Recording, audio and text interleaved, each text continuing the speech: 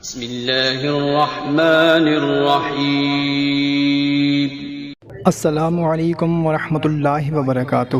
محترم خواتین و حضرات، امید ہے آپ تمام دوست احباب خیریت سے ہوں گے۔ محترم سامعین، 3 محرم الحرام کا بہت ہی خاص وظیفہ جو آج کی ویڈیو میں آپ کو بتانے لگا ہوں، اور یہ وظیفہ امام جعفر صادق رحمۃ اللہ تعالی علیہ کا بتایا گیا وظیفہ ہے، اور ہم تمام اہل بیت سے، تمام آل رسول سے دلی عقیدت رکھتے ہیں، محبت رکھتے ہیں، اور آل رسول کے بغیر دین کامل ہو ہی نہیں سکتا۔ تو آج کی ویڈیو میں آپ کو امام جعفر صادق رحمۃ اللہ تعالی علیہ کا ایک بہت ہی مجرب عمل بتانے لگا ہوں۔ اگر آپ 3 محرم الحرام کو کسی بھی پہر آپ یہ عمل مجرب کر لیں، آپ کی ہر حاجت انشاءاللہ تعالی پوری ہو جائے گی، ہر ضرورت پوری ہوگی۔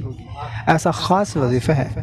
تو وظیفہ بتانے سے پہلے آپ سے گزارش ہے کہ اگر چینل کو ابھی تک سبسکرائب نہیں کیا ہوا تو سبسکرائب کر لیں، اور کمنٹ میں اپنا نام بھی لکھ دیں تاکہ خصوصی دعا میں آپ کا نام شامل کر لیا جائے۔ 2 رکعت نماز صلاۃ الحاجت پڑھنی ہے 3 محرم الحرام کو کسی بھی وقت، اور اس کی پہلی رکعت میں سورہ فاتحہ کے بعد 10 مرتبہ سورہ کافرون پڑھنی ہے، اور دوسری رکعت میں سورہ فاتحہ کے بعد 10 مرتبہ سورہ اخلاص پڑھنی ہے، اور سلام پھیرنے کے بعد 10 مرتبہ تیسرا کلمہ پڑھنا ہے، 10 مرتبہ درود ابراہیمی پڑھنا ہے، اور 10 مرتبہ یہ دعا ربنا آتنا فی الدنیا حسنۃ وفی الآخرۃ حسنۃ وقنا عذاب النار پڑھنا ہے، اور پھر ہاتھ اٹھا کر کہیں یا رب یا رب یا رب، اور یہ 300 بار کہنا ہے، یعنی کہ 3 تسبیح آپ نے یا رب کی مکمل کرنی ہے، اور پھر اس کے بعد اپنی حاجت بیان کرنی ہے، اپنی حاجت کا اظہار کرنا ہے۔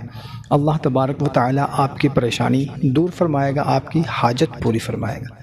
کوشش کریں کہ اس کو اپنے دوست احباب کے ساتھ بھی آج صدقہ جاریہ سمجھ کر لازمی شیئر کریں، تاکہ آپ کے ساتھ ان کا بھی فائدہ ہو سکے۔ تو ہمیں اجازت دیں، ایک نئی ویڈیو میں پھر ملتے ہیں، اپنا خیال رکھیے گا، اللہ حافظ۔